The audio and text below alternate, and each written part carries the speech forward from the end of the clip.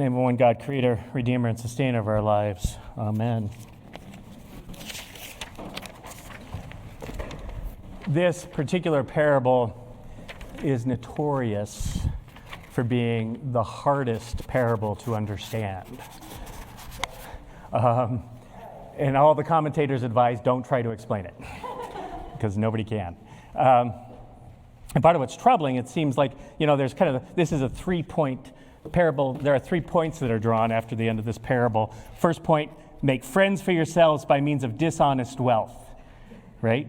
So that when it's gone, they may welcome you into eternal homes. That's point 1. Point 2, whoever is faithful in very little is also faithful in very much, and whoever is dishonest in very little is dishonest in much. And point 3, you cannot serve both God and wealth, right? But to get there, Jesus tells this story. He tells this story about a rich man. And I think part of the problem is that when we hear this story, we hear about a rich man, we're assuming that the rich man is moral. That wouldn't have been the assumption of Jesus' hearers, because this particular rich man is obviously loaning out his wealth. And in the Jewish world of the Old Testament, when you're loaning out your wealth, that is a morally problematic activity to engage, especially if you're charging interest. Because from the Jewish paradigm, an economic system based on loaning out wealth and gaining interest is considered to be exploitative, or at least they're aware of the risk of the exploitation that's there. This is what Deuteronomy says. You shall not charge interest on loans to your brother. Interest on money, interest on food, interest on anything that is lent for interest. You may charge a foreigner interest, but you may not charge your brother interest, that the Lord your God may bless you in all that you undertake in the land that you are entering to take possession of it.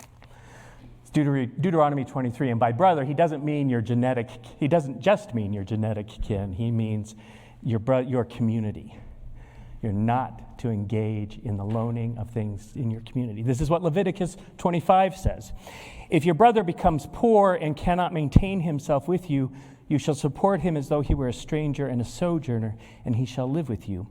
Take no interest from him or profit, but fear your God, that your brother may live beside you. You shall not lend him your money at interest, nor give him your food for profit. And these are just 2 verses. There's all kinds of verses throughout the Old Testament that warn against lending money for interest, right? You can do it for foreigners. Seems like you could possibly do it for other rich people, but you cannot do it, or it is considered immoral if you don't do it. So from a Jewish perspective, who've been raised on the Old Testament and have heard these voices, when they hear that there's this rich man who is lending his stuff out, they're like, okay, is he honest? Is he honest? Maybe he's dishonest, right?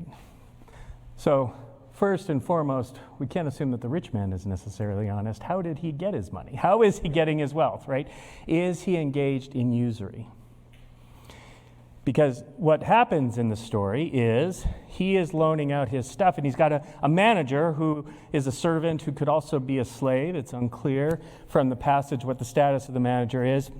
And the manager has clearly been squandering the rich man's property, right? And the rich man hears about it, and he's like, come and bring me account. And the man, who is called the dishonest manager, doesn't say, I've been honest. I haven't done anything wrong. That's not what he says. He's like, uh-oh, busted. I've been found out. And now what am I going to do? Because he's going to fire me, and I cannot beg, and I cannot dig. And he's like, I'm going to make friends. I'm going to pave the way for myself when I'm no longer in a position of power.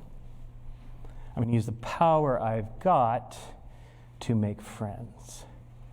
And so he uses his power to take one man's bill from 100 to 50 and from another man's bill from 100 to 80, and he makes friends that way.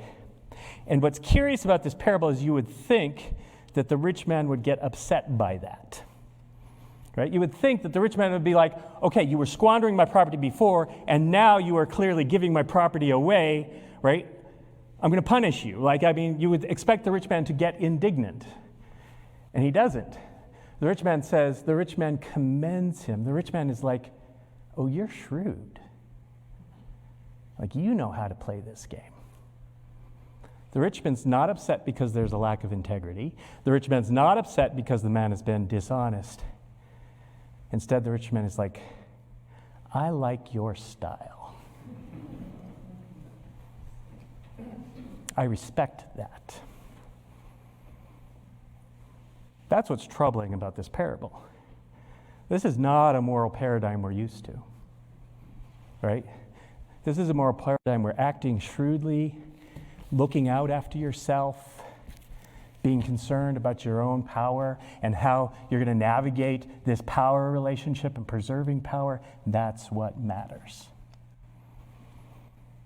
And Jesus notes, the master commended the dishonest manager because he had acted shrewdly, for the children of this age are shrewd in dealing with their own generation than are the children of light.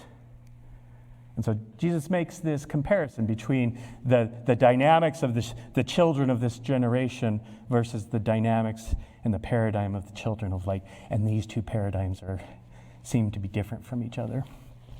And that's when Jesus says, so, 3 lessons. Make friends for yourselves by means of dishonest wealth, so that when it's gone, they may welcome you into eternal homes. If you are faithful, number 2, if you are faithful in very little, you'll be faithful in much, but if you're dishonest with little, you'll be dishonest with much. And 3, you cannot serve both God and wealth. So those are Jesus' 3 points. So I want to try to unpack each of those points. But to do so, I want to talk about Westeros, and I want to talk about Middle Earth. Some of you know what I'm talking about. Others of you are like, what did he just say? We are having a cultural moment for those of us who watch TV, right? Or those of us who are part of streaming services. HBO is airing right this fall. There's a new season called The House of the Dragon, which is airing. And it's a prequel to the Game of Thrones. So some of you may have heard about the Game of Thrones. And now there's this new season starting on HBO, and it's about this fantasy show about this alternate universe based on George Martin's books, the song or series of books called The Song of Fire and Ice. I've not seen the new shows of the House of the Dragon, but I did see Game of Thrones. So I'm familiar with Westeros. And I want to talk about the moral world of Westeros. Those of you who've seen that series know it's incredibly violent. It's highly sexualized. And there doesn't seem to be any good in it. Right? That you can be good in it and you're going to die. You can be bad in it and you're going to die. Good and bad don't seem to matter. It is an amoral world. And that's part of the point. It's amoral. You don't have good people. You don't have bad people. You just have people being people. And what do people do? They strive for power. They strive for their own self-interest. Occasionally they're kind. But their relationships are largely based on the utility of does it serve me or not, right? This is the moral world of Westeros, and we love it. Game of Thrones was one of the most popular shows around. And it's not just Westeros. I've been watching Yellowstone, which is another series based on Montana, and there are no good people.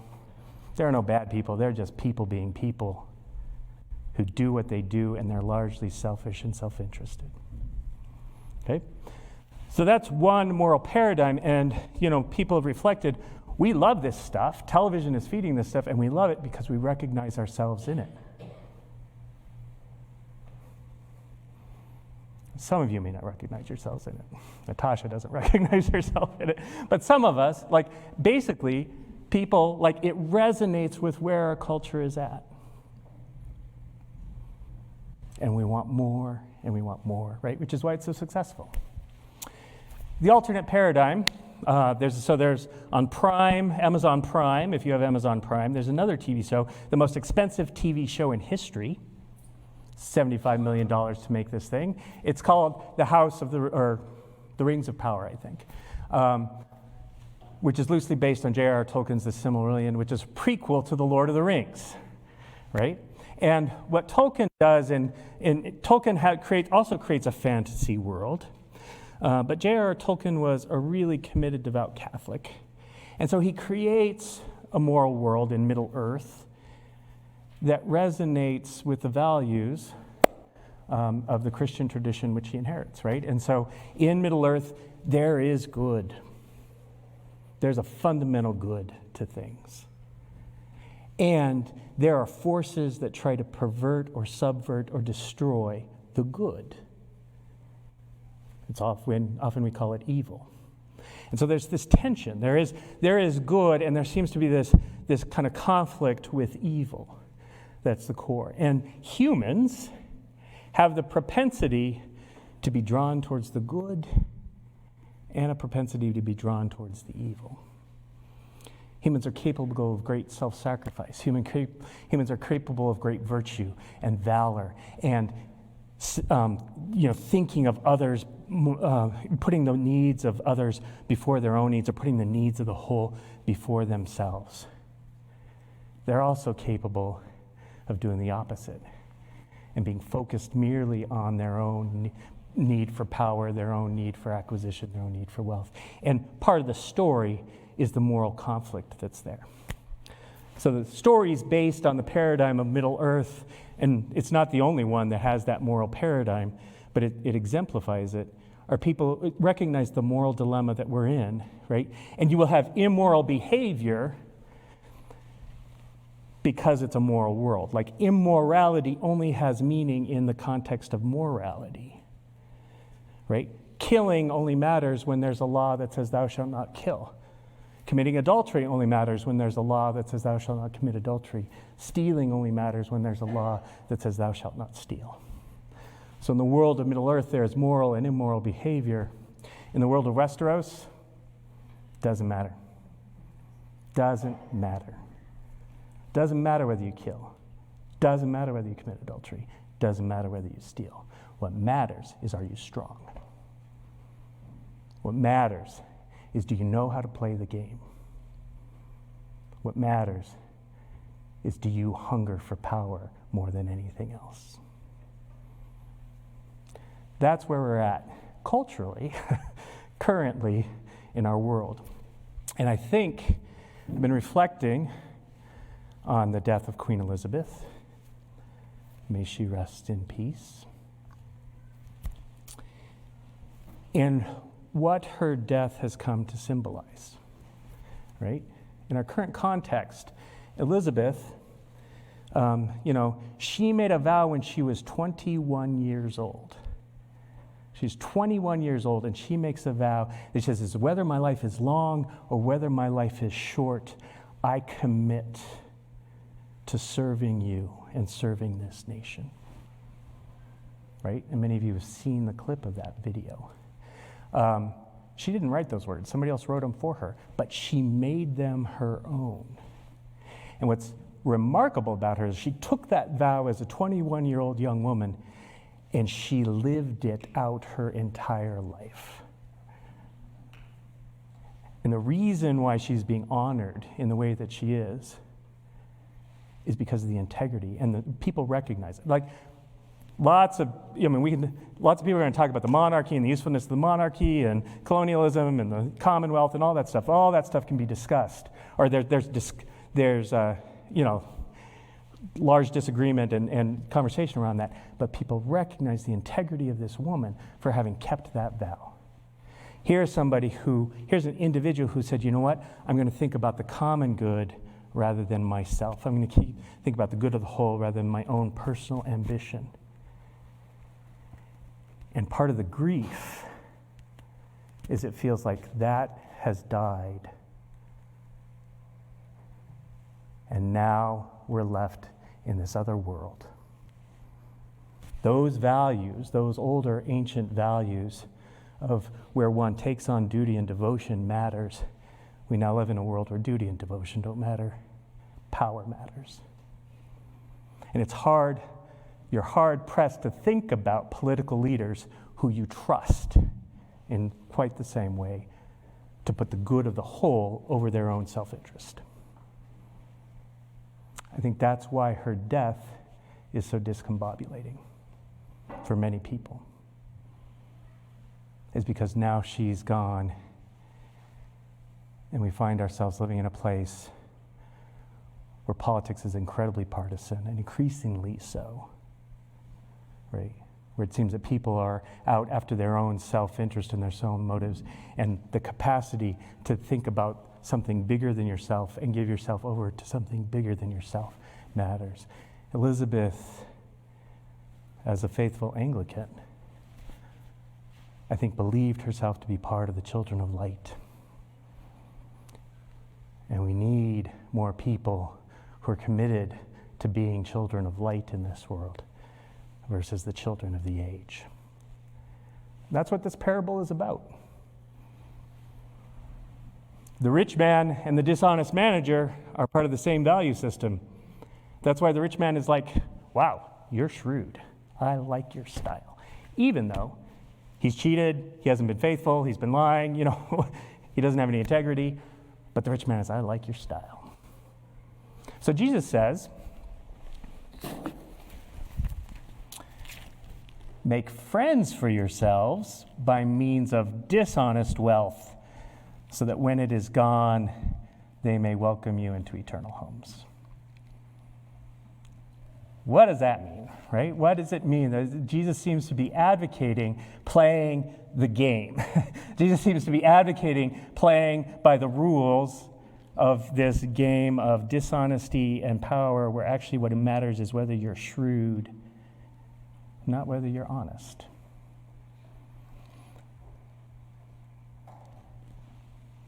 But the goal isn't, what's curious is he's not offering the same goal that paradigm offers. That goal wants you to get richer. That goal wants you to get more powerful. That goal wants you to protect yourself by any means necessary. Jesus is instead saying, no, play that game, but play with a different goal. Play that game so that you make friends with them. Play that game so that you will see them in these eternal homes. The goal seems to be different. Something has shifted, right? It's not about the acquisition of power. It's about something deeper and richer. And then Jesus says, whoever is faithful in very little can be trusted with much. And whoever is dishonest in very little will be dishonest in wealth. And so he says, if you then have not been faithful with the dishonest wealth, who will trust you to true riches? Like if you don't know what to do with the wealth of this world, with your real wealth, if you can't be faithful in that,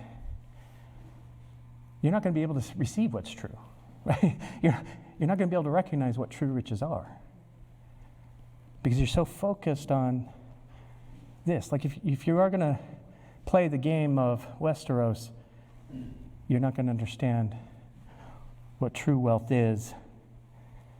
And so then Jesus says, you cannot serve both God and wealth. And actually what the Greek says is not you cannot serve both God and wealth, but the Greek says you cannot be enslaved to both God and mammon. That's what the Greek says. And that's a different take. He precedes it by saying no slave can serve two masters. For a slave will either hate the one and love the other, or be devoted to the one and despise the other. You cannot be enslaved to God and concurrently be enslaved to mammon. Which is interesting, right? When you think about what does it mean to serve, what does it mean to give yourself over to something, you're giving yourself over to a power, You're giving yourself over to something that is powerful, more powerful than you. And both God and mammon are more powerful than you are. Our tendency is to think of wealth as static, as wealth as neutral, of wealth as something that we can control. I mean, wealth is something that we can make, decisions about and have freedom over and whatever. And the great spiritual traditions have always said, well, be careful. If you don't recognize the power that money has, it will rule you. Power corrupts, and absolute power corrupts absolutely. This is the lesson of the ring. In Tolkien's universe, in Middle-earth, right, you have one ring to rule them all, one ring to bind them. And the ring is beautiful, and the ring is powerful. And the characters in the book, part of the moral dilemma of the characters of the book is we have this thing, let us use it for good. It's neutral, right? Let us use it for good. It doesn't have power. I mean, it's powerful, but we can control it. And the wisdom of the book is no, you can't control it because it will ultimately control you. It corrupts Gollum. It corrupts Boromir. It corrupts Bilbo at the end. I mean, he's headed towards that path of corruption. And spoiler alert, it corrupts Frodo.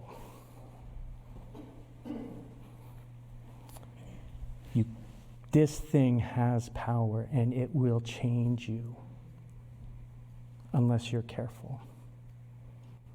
Wealth has power. And it calls for your allegiance. It calls for your worship, right? And its name is Mammon, right? It has the power of a god, and it will lead you into idolatry. And so when Jesus says, you cannot serve both God and wealth, and I mean, the whole point of the story, I mean, some people, like St. Francis, in his response to this whole thing is like, oh, if that's the case, I don't want any of it, right? I'm going to choose poverty. I'm going to live in poverty, right? I don't want wealth at all. And that is a viable option that some Christians have taken. They've renounced wealth and the power that wealth has in order for their own spiritual benefit. Jesus isn't telling you to do that in this moment, right? In this particular parable, that's not the point of this parable. Jesus acknowledges that, look, you live in a world that there is wealth. You yourself may be wealthy. We are wealthy, right? If you're middle class in North America, even if you're lower middle class in North America, you are by far richer than most of the humans in history. You have more stuff, you have more freedom than most of the humans in history, right? So we have wealth, right? And the question is what's our relationship to wealth? Can we be trusted with wealth? Can we be trusted with mammon? Right? Jesus even says, use dishonest wealth to make friends for yourselves. Can we be trusted with mammon? And I think what helps ultimately is this last injunction. You cannot be enslaved to both wealth and mammon. You cannot be enslaved to both God and mammon. Who are you going to be enslaved to? Or who are you going to serve?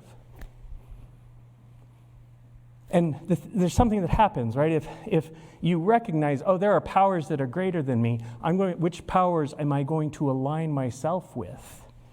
Which moral universe am I going to live in? Am I going to live in Westeros or am I going to live in Middle-earth? What am I going to give myself over to? If I'm going to give myself over to God and my allegiance is to God, my allegiance is to the light, my allegiance is to the good. That determines how you hold wealth. Right? Because then you can have wealth But your focus isn't on how beautiful the wealth is. Your focus is actually on how beautiful God is. Your focus isn't on the glory of the glint of the gold and the sparkle of the diamond. Instead, it's on the giver of all good things and the creator of the beauty of this earth. And if that's where you're enslaved to, if you're enslaved or have given yourself over to that paradigm, how you hold wealth, you're going to be a lot freer in relationship to the power of wealth, right? You're going to be a lot freer in terms of what wealth can do and what it can't do. Because your allegiance isn't to wealth, your allegiance is to God. But if you're going to enslave yourself over to mammon, then the beauty of the wealth is what matters, right? The glitter of that gold, the sparkle of that diamond is what gives you joy and enraptures you. And you find yourself saying, my precious.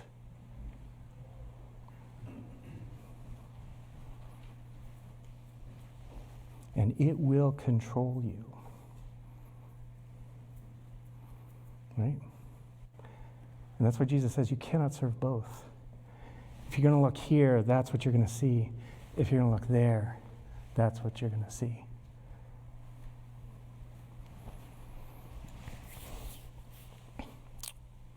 I think this is particularly pertinent and important for us who live in a culture and a context that is based on, our current economic system.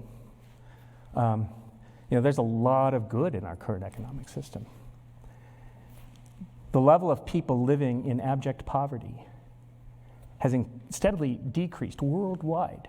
There are less people living in abject poverty than there ever have been before.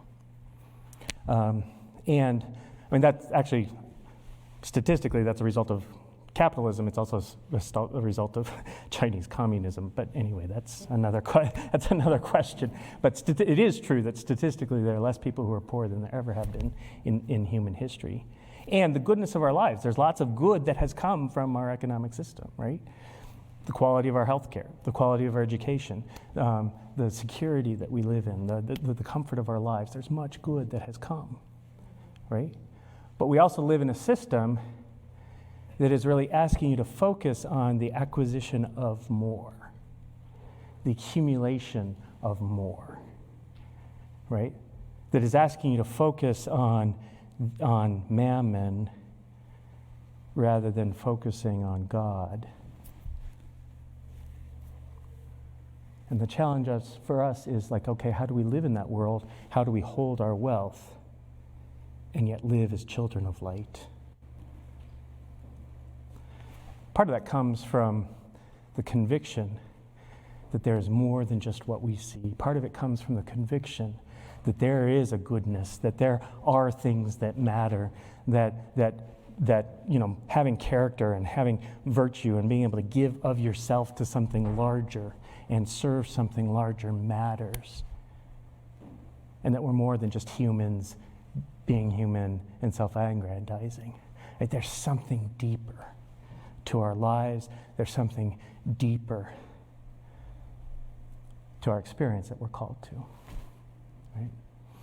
So I'm going to end there. There's a song that I'm going to ask that we play by Rich Mullins, where he sings about that. He sings about the quality of that something deeper in our lives that we're called to. And so if it works, and if it happens, Liz, would you get the lights?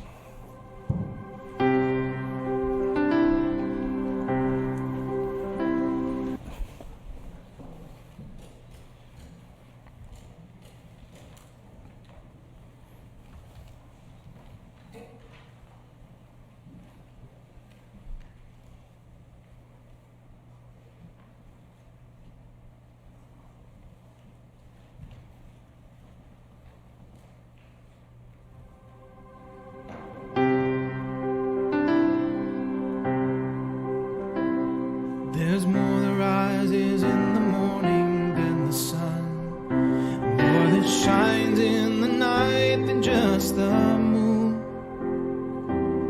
more than just this fire here that keeps me warm in a shelter that is larger than this room.